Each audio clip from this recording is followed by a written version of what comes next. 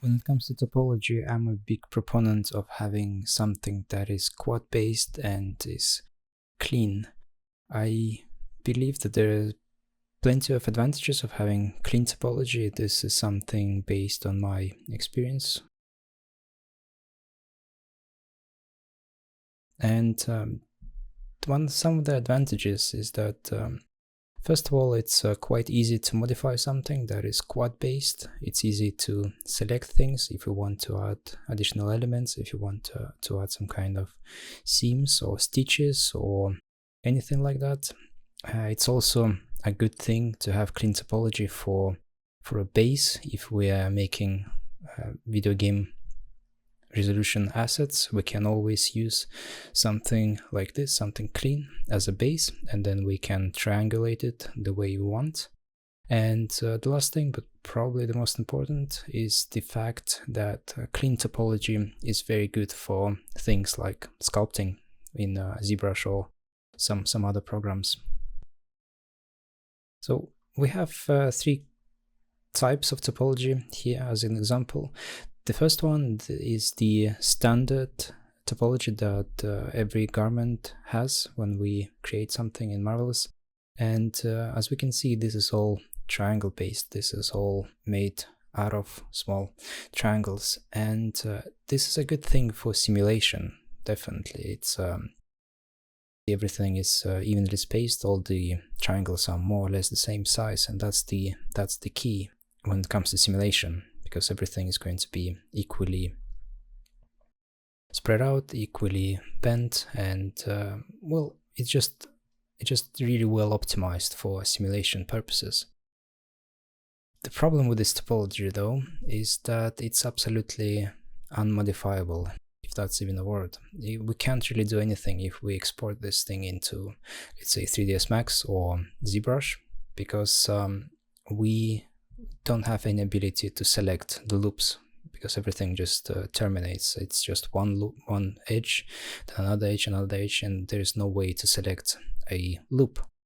And because every single dot, every single vertex has, well, 6 sides, 6 or 5 or something like that. It's basically, it's not 4. Let's put it this way. It's not this situation where we have a vertex and then we have the 4 edges coming out of it.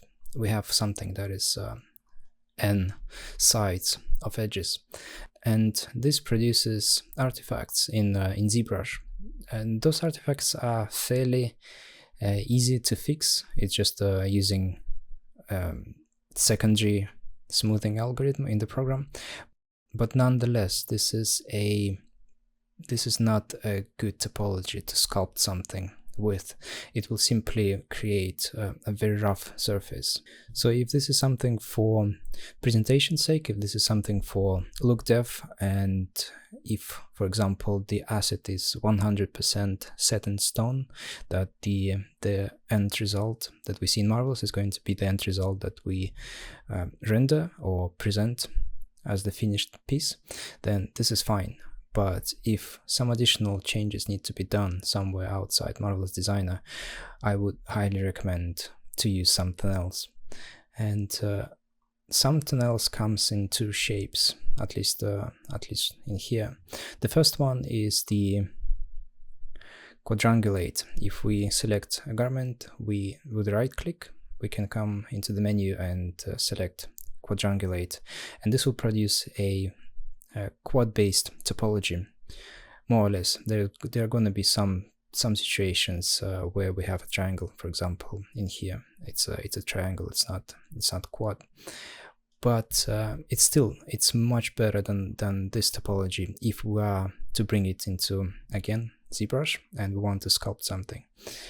The problem with this topology, though, is that it's still very chaotic. It's very random. It doesn't necessarily give us a good surface to sculpt. And one way to think about it is to imagine this being a piece of wood, and every piece of wood has some grains in it.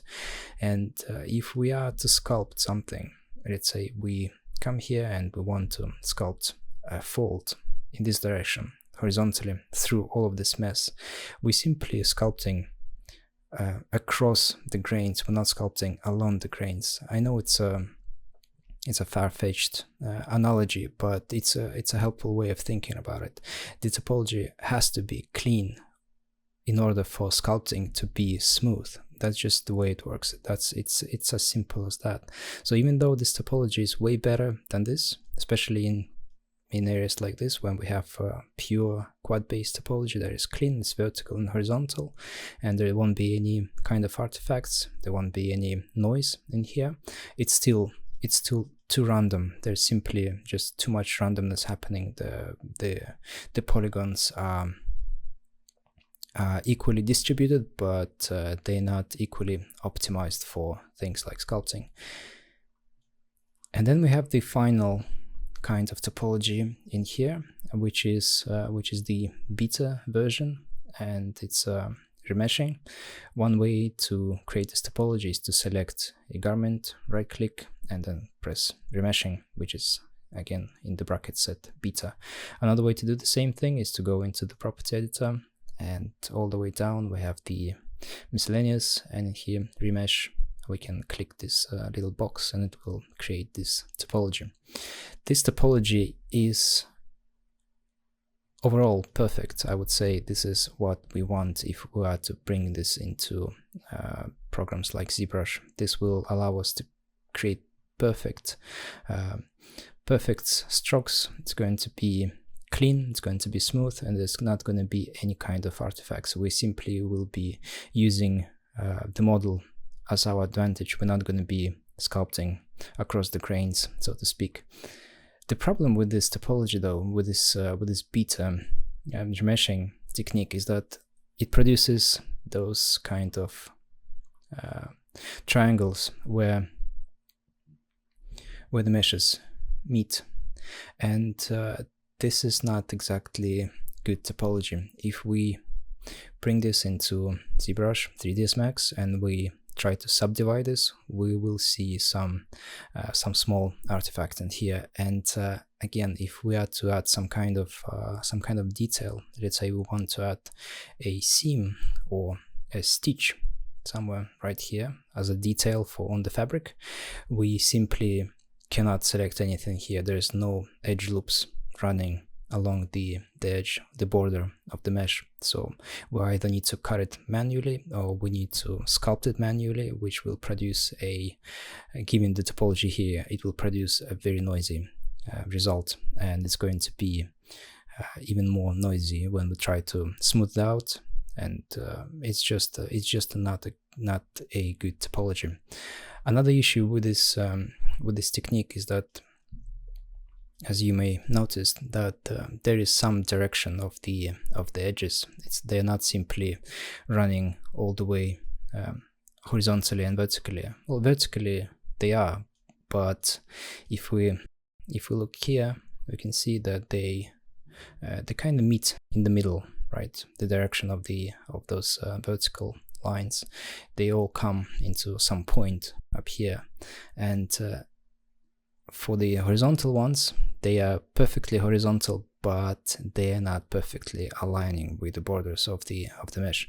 And the reason for it is that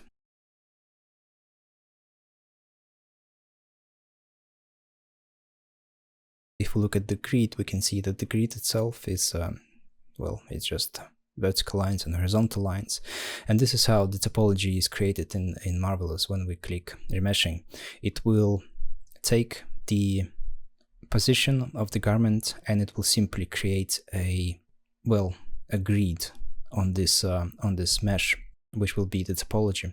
So to demonstrate this, I'm going to copy one of the garments.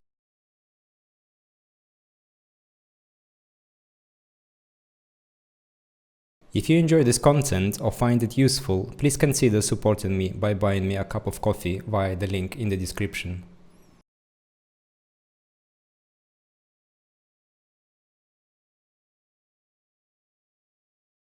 So if I take this garment and if in 2D view I rotate it like that, And if we know what the grid looks like, we can imagine that the topology in here is going to be going this way and this way. And if we right click and press remeshing,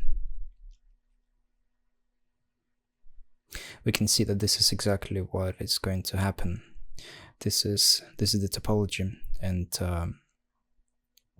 it's again, it's based on the position of the garment in the 2D view. That's how this algorithm works. It will take the position and it will apply the vertical and horizontal lines on it.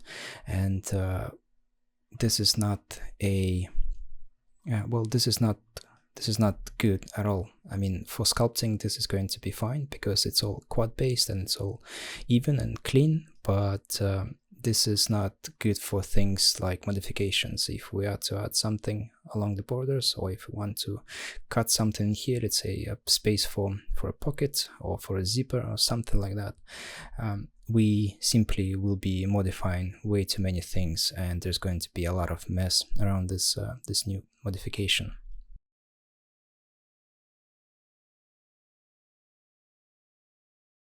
So with all of that said, there are just a few things to mention at the end of the video.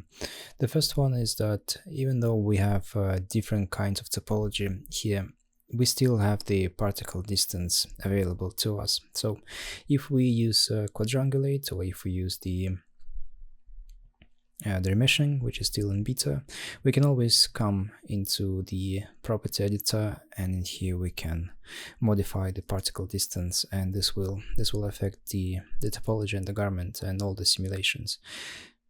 The thing just happened here, as you can see, is that even though this was remeshing, the program simply quadrangulated the whole thing, because this is still beta, this is still early versions of this process, so some issues might happen.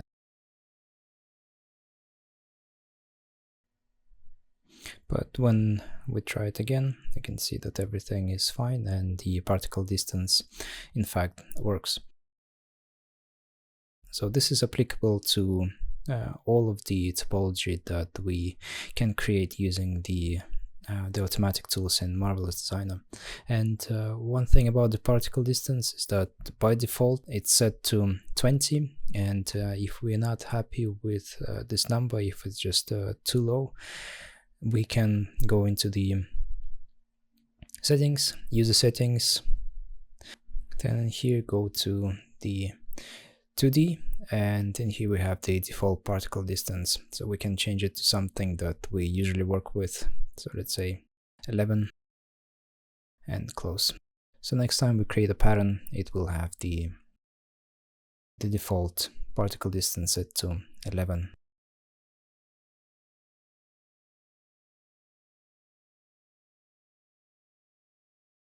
And the last thing to talk about is the local subdivision. So if we select mesh tool and we go into the brush or box or lasso, it doesn't really matter. Let's say we select the brush tool and we come in the 2D view and we paint something on the garments. We can right click on what we've just painted and press subdivide.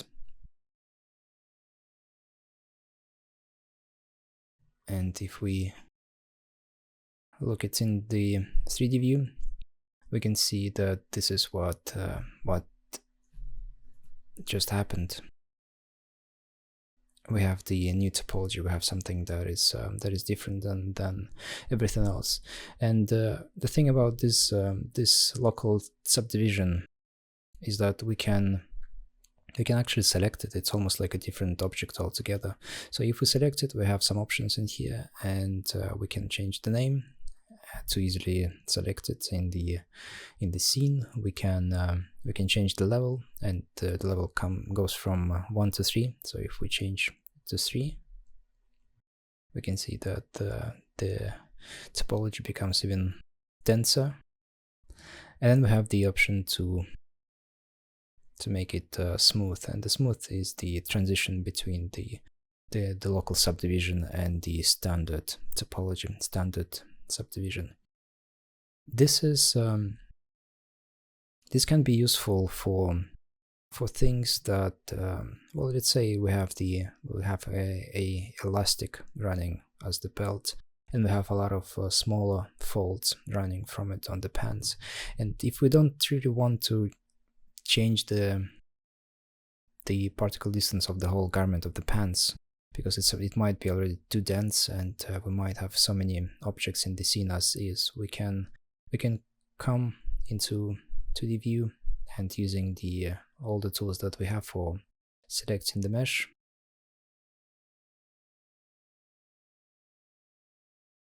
and we want those areas that are like in details, we can simply paint in that area and create the local subdivision. And if we don't want this new subdivision, again, it's just like an object. We can either right click it and delete it, or simply press delete on the keyboard. And if we have more than just one subdivision, if we have let's say we paint it somewhere here and we subdivide it,